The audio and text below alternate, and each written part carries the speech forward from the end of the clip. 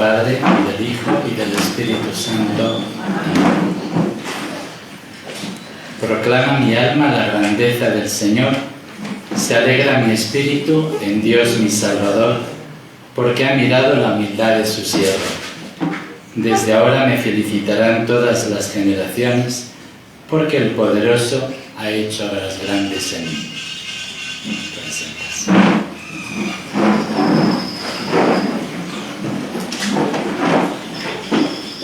En una peregrinación mariana, obviamente el tema tenía que ser la Santísima Virgen. Y elegí esta oración, este salmo de la Santísima Virgen, que es el Magnificat, y quería comentarlo con ustedes. Al inicio había pensado comentar todo el Magnificat, luego ya me di cuenta de que era demasiado, y por eso nada más vamos a comentar estos dos versículos que acabamos de leer. Y cuando lo hacía, me daba cuenta de que en esos dos versículos se encuentra la mejor explicación que yo he visto de lo que es la humildad. No he visto explicación mejor que estos dos versículos de la oración de María. Pero lo primero que me llama la atención, y me causa también bastante extrañeza, es que María diga que Dios se ha fijado en su humildad, ¿no? Porque si cualquiera de nosotros dice, fíjense qué humilde soy, pues efectivamente todos se sonríen o se enríen, ¿no? Cuando uno dice, fíjense qué humilde soy, pues ya eres cualquier cosa menos humilde, ¿no? María, de hecho, no está diciendo eso. Eso es una traducción malísima, ¿no? La palabra original griega es tapeinosin, ¿no? Que no se traduce por humildad, ¿sí?, sino por pequeñez, ¿sí?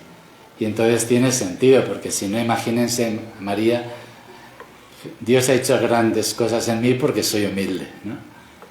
Como que uno dice, ¿no? Ningún humilde se siente humilde. Eso es algo muy significativo. Cuando uno es de verdad humilde, no se siente humilde, ¿no? Entonces, María no está diciendo eso, que Dios se ha fijado en su humildad. Hay otras traducciones todavía peores que dicen Dios se ha fijado en mi humillación. No, Dios se ha fijado en mi pequeñez. De hecho, ese es el sentido que a veces le damos nosotros también a la palabra humilde. Por ejemplo, cuando decimos es de condición humilde, ¿no? No estamos diciendo que no sea soberbia esa persona. Estamos diciendo eso, que no tiene muchos recursos, que vive austeramente y demás, ¿no? Entonces, aquí entramos en la esencia de la virtud de la humildad. La humildad es reconocer y aceptar con serenidad la propia pequeñez. Esa es la humildad. Reconocer y aceptar con serenidad la propia pequeñez, que uno es poca cosa.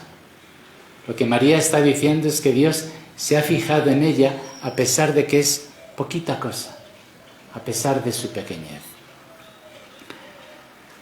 La Sagrada Escritura, para expresar eso, que el hombre, que el ser humano es poca cosa, usa con frecuencia la imagen de la hierba.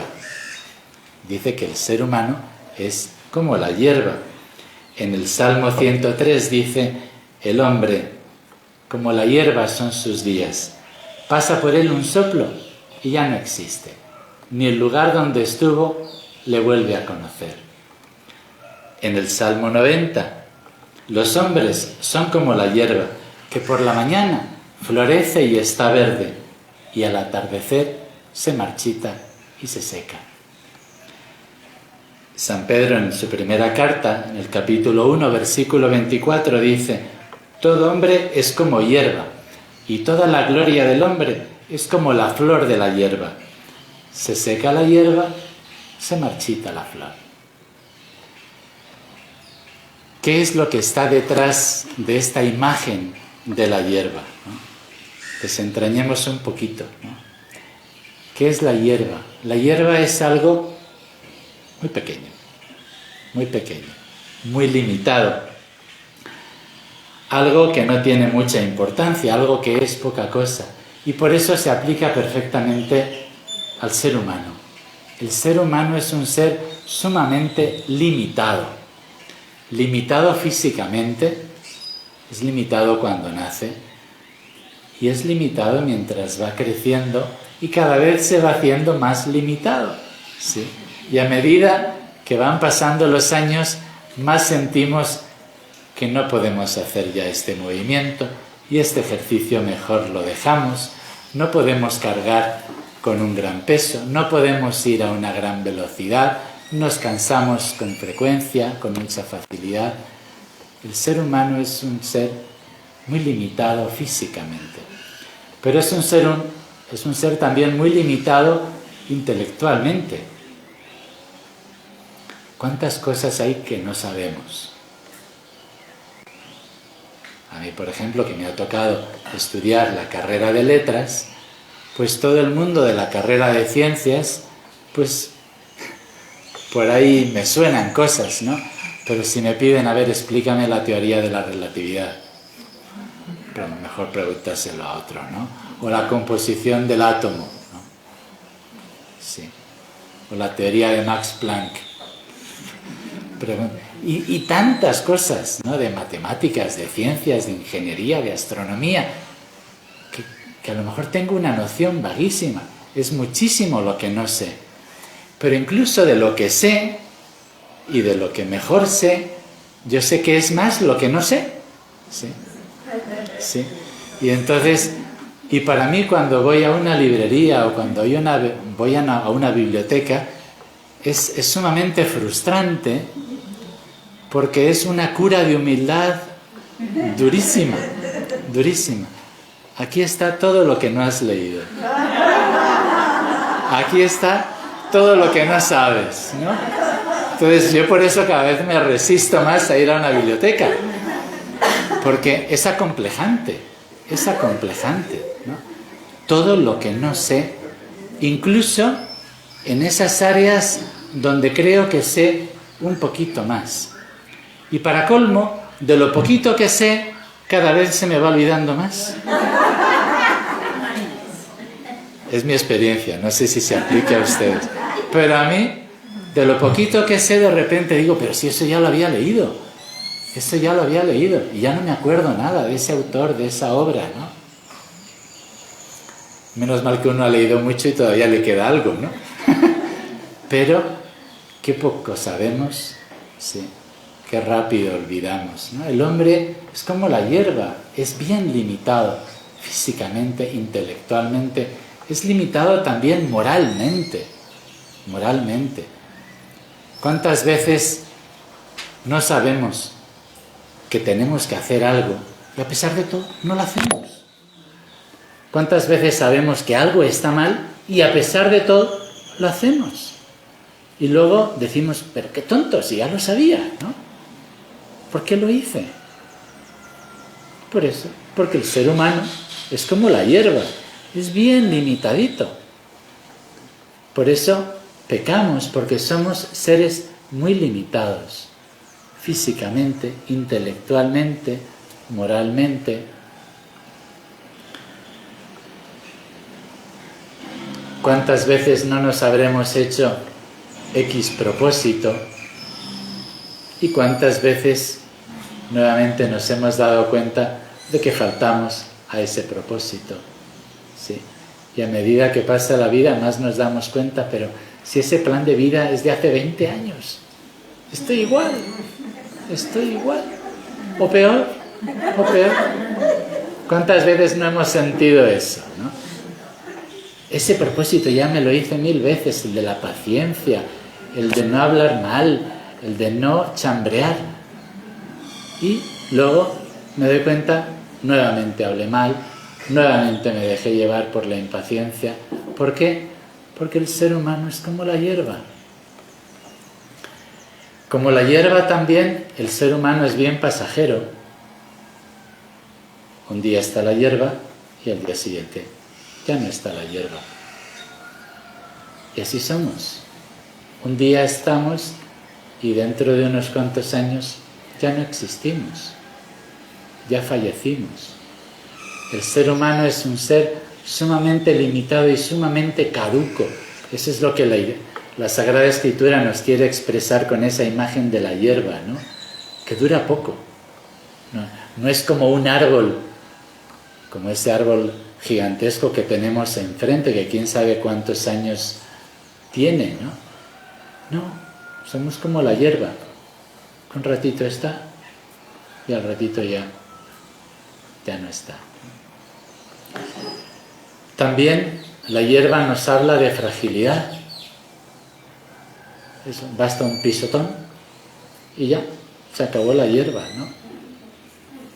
Aunque a lo mejor esa hierbita tenía una flor, un pisotón y ya está, ¿no? Un pisotón, un viento fuerte y se lleva la hierba. Pasa por él un soplo y ya no existe, dice el Salmo. Un soplo, ¿qué significa un soplo en nuestra vida? Pues un despiste en la carretera, basta un despiste mío o del que viene enfrente y adiós. El hombre es como la hierba, pasa por él un soplo. Estoy en un paseo, basta un resbalón. Estoy en mi casa, basta un virus, ¿no? Ya hemos tenido todos experiencia de lo frágil que es el ser humano, ¿no? Y puede tener una salud de roble y un virus insignificante se lo lleva, ¿no? El ser humano es como la hierba, sin importancia, ni el lugar donde estuvo le vuelve a conocer. ¿Quién se fija en la hierba, no? Pues hombre, quizás en el conjunto, si se ve bonito, ¿no?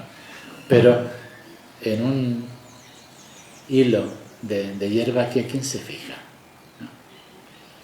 Ni el lugar donde estuvo le vuelve a conocer. ¿Quién se acuerda de la hierba que cortaron la semana pasada, no? Pues nadie, ¿no? Nadie conserva la hierba que se corta, ¿no? Y sin embargo, y para colmo, irónicamente, este ser humano tan limitado, tan frágil, tan caduco, tan necesitado, muchas veces nos creemos la octava maravilla del mundo, ¿no? Irónicamente, ¿no? A pesar de ser tan pequeños, a veces nos sentimos tan grandes. Y leemos un libro sobre un tema y ya nos sentimos expertos en el tema. E incluso ya nos atrevemos a discutir de forma violenta sobre ese tema, como si tuviéramos ya toda la seguridad sobre el tema y domináramos el tema. Qué poquita cosa somos, ¿no? Tan limitados y luego tan creídos, ¿no? Tan creídos. Nosotros que nos sentimos y nos sabemos tan frágiles, que hemos hecho 1000 veces ese propósito y nos damos cuenta de que todavía no lo hemos cumplido, no lo hemos logrado, pero luego somos bien duros para criticar a la compañera por el defecto que tiene. ¿Cómo es posible? A su edad, con tanta formación. Cuando yo me acabo de confesar un ratito antes de lo mismo, de hace 20 años. Y a pesar de todo, soy dura, soy crítica con mi hermana. A pesar de necesitar de los demás para todo desde que soy bebé, porque la verdad, el ser humano es alguien sumamente necesitado, necesita cuando es bebé de 1000 cuidados y cuando es niño necesita que lo eduquen y luego necesita información y necesita medicinas y todo eso lo recibe de los demás. A pesar de todo eso, a veces me creo autosuficiente, como si yo pudiera existir solo, bastarme solo, no necesitar de nadie. Ese hombre que es un puntito del universo, a veces se siente el ombligo del universo. Sí. Y que todo gira en torno a él, ¿no? Y entonces siente que cómo es posible que esta miga no la haya invitado a la fiesta. A ella. Sí. ¿Cómo es posible, no? Pues el ser humano es como la hierba. Este reconocimiento y esta aceptación serena de la propia pequeñez es lo que la Sagrada Escritura llama pobreza de espíritu. Sí. Bienaventurados los pobres de espíritu, porque de ellos es el reino de los cielos. ¿Quién es el pobre de espíritu? El que se sabe poca cosa y lo acepta con serenidad. Ese es el pobre de espíritu, el que sabe que es poca cosa y lo acepta con paz. Sí. Y entonces, claro, como el pobre se siente poca cosa, sabe que sin Dios no puede absolutamente nada. Y por eso se agarra a Dios nuestro Señor. Por eso Dios nuestro Señor pone en la Sagrada Escritura como condición indispensable para estar con Él, ser pobre. Ser pobre. Por eso tanta insistencia contra ser rico. El rico en la Sagrada Escritura es el necio que se cree mucho. Sí. Eso es el rico. No tiene nada que ver con tener dinero y tener bienes, no. El rico en la Sagrada Escritura es el necio que se cree gran cosa, a pesar de ser tan limitado, tan pobre, tan frágil, tan necesitado. Y esta pobreza de espíritu lleva lógicamente a poner la vida en manos de Dios. Si yo por mí mismo soy tan poquita cosa y necesito tanto de Dios, pues obviamente yo confío en Él. Y yo haré cualquier cosa menos separarme de Él. Yo haré cualquier cosa menos desobedecer al Dios que es el fundamento de mi vida. Es el que me da seguridad, es el que me da la existencia, me da todo. Entonces, el que es pobre confía en Dios y obedece a Dios. Como María. ¿Cómo resume María su vida? He aquí la esclava del Señor. Así se presenta María con toda serenidad, con toda tranquilidad. Yo soy la esclava del Señor. Que se haga en mí según tu palabra. No quiero en la vida otra cosa que hacer tu voluntad. ¿Por qué? Porque es pobre, se sabe limitada, se sabe poca cosa.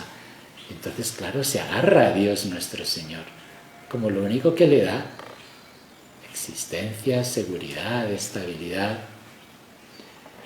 Por eso es tan importante esta pobreza de espíritu.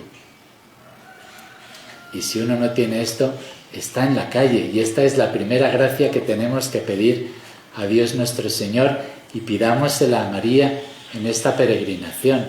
María, hazme consciente de mi pequeñez. Ayúdame a aceptar con serenidad mi pequeñez, de forma que eso me lleve a agarrarme a Dios, a obedecer a Dios. Hace un tiempo me encontré con un señor que estaba teniendo problemas en su matrimonio. Bueno, en realidad había sido infiel, estaba saliendo con otra persona, con otra mujer, ya se le descubrió, y cuando hablé con el Señor, que era creyente y que era practicante, le dije, oye, pero ¿no te das cuenta de que lo que has hecho no está bien? Y me dice, sí, padre, sé perfectamente que esto no le agrada a Dios, sé que estoy en pecado, pero yo también tengo derecho a ser feliz. Así me lo dijo. Yo también tengo derecho a ser feliz. Así que, pues, me voy con esta chica y dejo a un lado a mi mujer y a mi familia. Que sé que está mal y sé que a Dios no le agrada, pero yo tengo derecho a ser feliz. Bueno, no se imaginan cuántas actitudes parecidas me he encontrado en la vida a lo que dice este hombre de forma tan brutal. Él al menos lo decía de forma brutal. pero otras veces se dice de forma más suave, pero en realidad se está diciendo lo mismo. Yo me encontré con un hermano, un compañero más joven, que era novicio, había comenzado con una gran ilusión, pero luego se le metió el demonio, se le metió la soberbia, se le metió el egoísmo, y así me dijo: mire padre, yo sé que tengo vocación, pero esta vida no me gusta, así que me voy. Punto. Está diciendo lo mismo que el Señor. Yo sé que a Dios no le agrada, yo sé que Dios preferiría otra cosa de mí, pero yo tengo derecho a ser feliz, como a mí me da la gana, a mi estilo, con mis métodos, ¿no? Pero ¿cuál es el problema? Que en el fondo ahí no hay pobreza de espíritu. No hay una persona consciente de su pequeñez. No es consciente de su pequeñez. Y por eso se cree el ombligo del mundo y confía en sí y no apoya su confianza en Dios. Fíjense todo lo que sale del Magnificat, ¿no? Dios se ha fijado en la pequeñez de su esclava. Pero el Magnificat continúa diciendo, bueno, el Salmo 103 dice: el amor del Señor, dice, el hombre como la hierba sus días, como la flor del campo. Así florece, pasa por él un soplo y ya no existe. Pero el amor del Señor desde siempre hasta siempre. Esta continuación es necesaria. Si nos quedamos nada más con la constatación de que el ser humano es como la hierba, pues nos deprimimos, ¿no? Sí. Como la hierba, sí, pero el amor del Señor desde siempre hasta siempre para los que le temen. La primera parte, esa constatación de que el ser humano es como la hierba, nos libra de la soberbia, que es como una hinchazón del ego, ¿no? ¿Sí? Esa pobreza de espíritu es como una aguja que pincha el globo, ¿no? Ya. El ego se vuelve a su tamaño, ¿no? Esa parte, como les digo, esa constatación de la propia pequeñez nos libra de la soberbia, pero luego la segunda parte nos libra también del complejo de inferioridad, porque si nada más nos quedamos con la meditación de que somos como la hierba, pues ahí nos quedamos aplastados como la hierba, ¿no? Por eso María dice: el poderoso ha hecho obras grandes en mí. María es consciente de su pequeñez, pero también es consciente de su grandeza y dice: todas las generaciones me llamarán bienaventurada, porque el poderoso ha hecho obras grandes en mí. ¡Qué bonito! La misma que decía que Dios se ha fijado en su pequeñez, la misma que decía que ella era la esclava, ahora dice: todas las generaciones me llamarán bienaventurada, porque el poderoso ha hecho obras grandes en mí. Ha hecho obras grandes. Fíjense, no tiene ningún problema en decir: Dios ha hecho obras grandes en mí. Dios ha hecho maravillas en mí. Pero ha sido Él. Ha sido Él. Pero son maravillas. Sabe combinar perfectamente esa conciencia de su pequeñez con esa conciencia de la maravilla del amor de Dios y de la maravilla de los dones que Dios le ha dado. Y esa es la segunda parte. También forma parte de la humildad el reconocimiento de los dones de Dios. No solamente de la propia pequeñez, sino reconocer los dones de Dios. El humilde reconoce los dones de Dios, pero los reconoce como dones. Sabe que Dios le ha dado mucho, sabe que tiene muchos valores, que tiene muchas riquezas, que hay cosas grandes en él, pero ha sido Dios el que se lo ha dado. Y por eso, como dice San Pablo, ¿qué tienes que no hayas recibido? Y si lo has recibido, ¿por qué te envaneces? Si no es mérito tuyo, ¿qué andas presumiendo, no? reconocimiento de los dones naturales. Si Dios nuestro Señor te ha hecho bonita, pues puedes ser humilde reconociendo que Dios te ha hecho bonita. Y no es faltar a la humildad, pero reconociendo que no es mérito tuyo el ser bonito, el ser bonita. Sí, eso es la humildad. Dios me ha hecho bonita, pero no es mérito mío. Pero de hecho, me ha hecho bonita. Dones de personalidad, a lo mejor me ha hecho práctica, inteligente, simpática. Bueno, la humildad se da cuenta de esos dones. No hagan caso de esa humildad que dice yo no puedo nada, yo no valgo nada, yo soy una escalerita sin tablas. Soy una gota sin agua, ¿no? No. Desconfíen de esa humildad. Esa humildad es falsa. La verdadera humildad es consciente de los dones que Dios le ha dado. Pero es consciente de que son dones.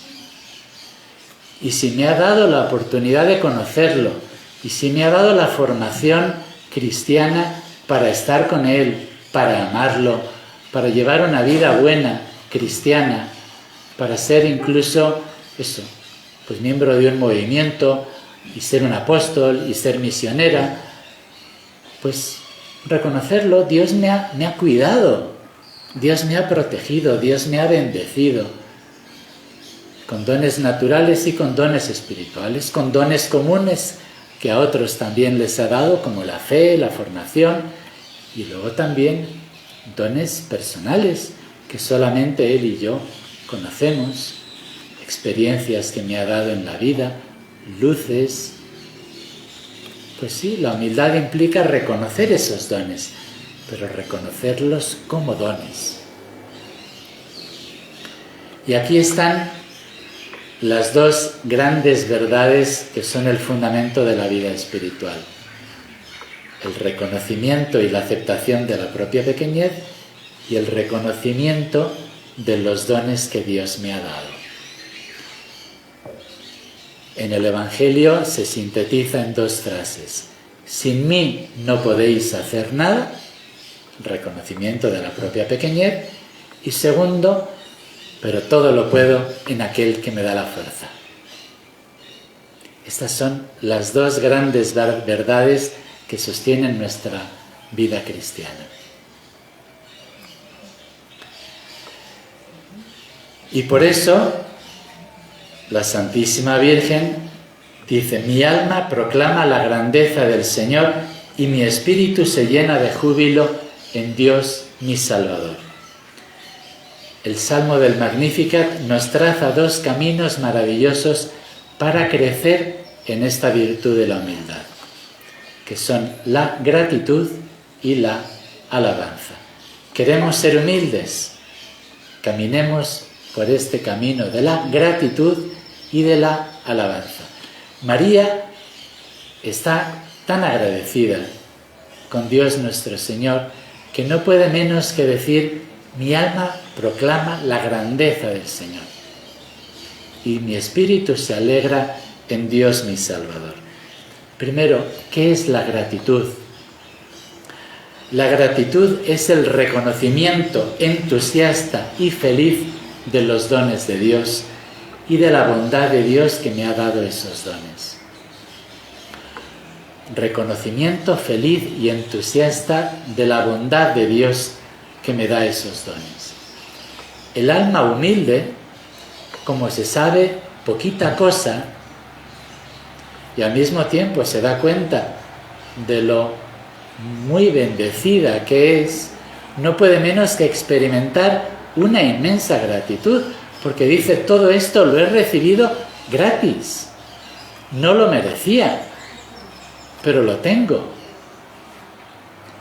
Y entonces experimentar la gratitud implica reconocer que hay muchas cosas que no sé, muchas cosas que no puedo, muchas cosas que necesito de los demás, y cuando las tengo, digo, qué bueno es Dios, qué bueno es Dios.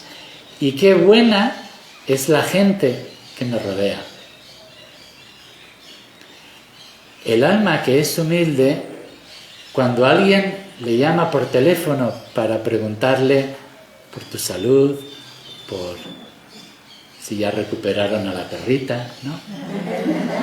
Pues uno no puede menos que experimentar qué buena es la gente, qué buena es la gente. No tiene ninguna obligación de llamarme, no tiene ninguna obligación de preguntarme por cómo me siento, si ya la recuperamos o no. Y uno no puede menos que experimentar una profunda gratitud. Y como eso, tantas cosas en la vida. Gente que se preocupa por nosotros. La mesa que está servida. Tantas y tantas cosas. Es que si uno se pone a pensar a lo largo del día, cuántas cosas hay. La ducha que funciona y que tiene agua caliente cuando lo necesito y agua fría cuando lo necesito. Pues nada está ahí por default, ¿no? Y entonces, cuando uno es consciente eso, de su pequeñez, de su limitación, de su necesidad, y ve que a cada rato tiene dones, bendiciones, no puede menos que experimentarse en deuda, y eso es la gratitud. Uno que se siente en deuda y está feliz de sentirse en deuda, porque hay gente que por ser soberbia no le gusta estar en deuda, y entonces en cuanto le han invitado a una fiesta, enseguida se apresura a invitar de nuevo para así, ya pagué, ya estamos en paz. El que tiene prisa por pagar una deuda es señal de que no está a gusto sintiéndose en deuda. Sí. No, una persona que es humilde dice, pues es que no puedo menos que estar en deuda. Con tanta gente buena, con un Dios tan bueno, no puedo menos que experimentar una profunda gratitud. Y ese es el camino positivo más eficaz para crecer en la humildad. Darme cuenta a cada rato de todos los dones que la vida, que Dios, que los demás me dan. El don de un día tan agradable, el don de poder venir aquí a visitar a la Virgen en peregrinación, el don de tener a tantas amigas que comparten mi fe y con las que realmente me siento tan a gusto, el tener la familia que tengo, el poder tener un hogar, una mesa, el gozar de paz. Y pónganse, si uno se pone a agradecer, es que no puede menos que ser cada vez más humilde y sentir cada vez lo mucho que es bendecida, a pesar de ser tan poquita cosa. El segundo camino para crecer en la humildad es la alabanza. La alabanza es el grito del alma que no puede contener su admiración por Dios y le canta eso porque Él es Dios. Como decimos en el Gloria, te agradezco, Señor, por tu inmensa gloria. Simplemente por ser quien eres, porque eso es la gloria. La gloria es el esplendor de la belleza. Simplemente estoy feliz porque tú existes. Estoy feliz porque tú eres como eres. Estoy encantado por tener un Dios como tú. Y esta oración de alabanza ayuda muchísimo también a crecer en la humildad. Simplemente venir y decirle, eres increíble, qué grande eres, qué bueno eres. Y entonces, y cada quien se lo puede decir con los piropos que mejor le salen, ¿no? Con un canto, con una poesía. Y ahí le alabo, no porque me va a dar, ¿sí?, para pedirle algo.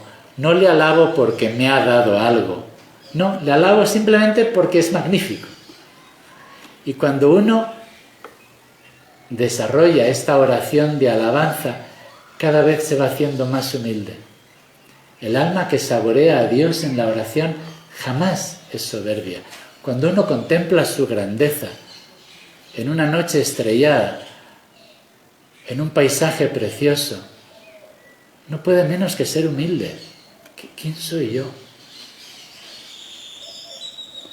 Como decía Abraham Lincoln, yo puedo creer que haya gente que se despierte y que no crea en Dios, pero que se pongan delante de un cielo estrellado y digan que no hay Dios, no cabe en mi cabeza.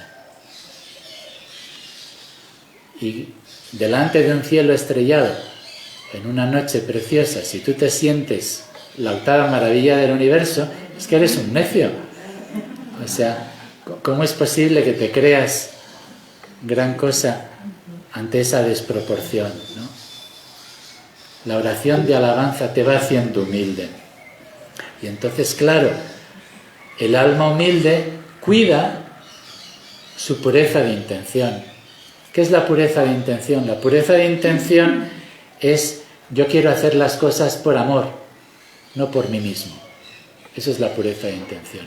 Yo quiero servir a Dios, yo quiero amar a Dios, yo no quiero ser reconocido, ser alabado. ¿Por qué?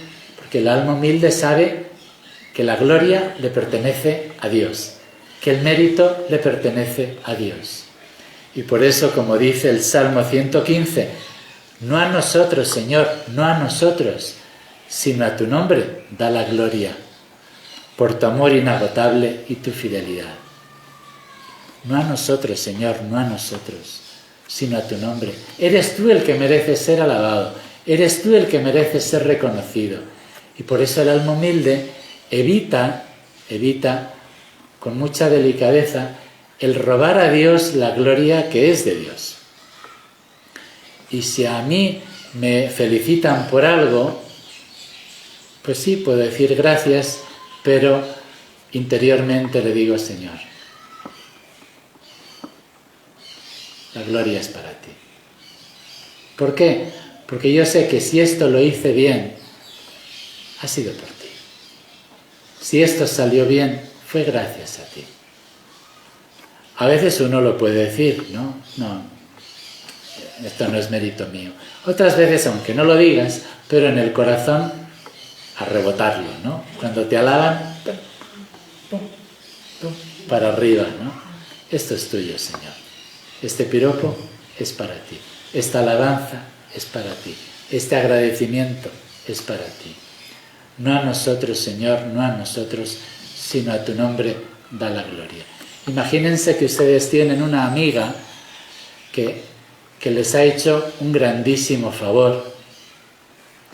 Les ha sacado de apuros y ha preparado una fiesta porque tú estabas enferma, estabas deprimida y tu amiga hizo toda la fiesta.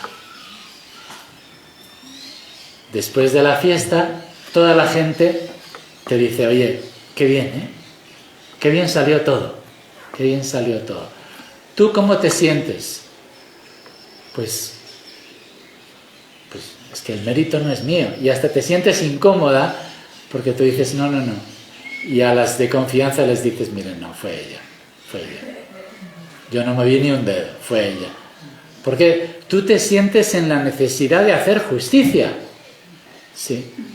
Porque no sería justo que tú dijeras: ¿verdad? ¿Verdad que me quedó bien? ¿Verdad que me quedó bien? Cuando todo lo ha hecho tu amiga, ¿no? No, tú sientes la necesidad, por justicia, de decir: no, fue ella. Y hacer otra cosa sería un robo. Sería un robo. Bueno, pues cuando uno se quiere llevar la gloria, sí, y agradece a los fans, en realidad está robándole a Dios la gloria que es de Él. Por eso el alma humilde cuida mucho de no presumir ante los demás, porque en realidad el que presume le está robando a Dios nuestro Señor la gloria que es de Él.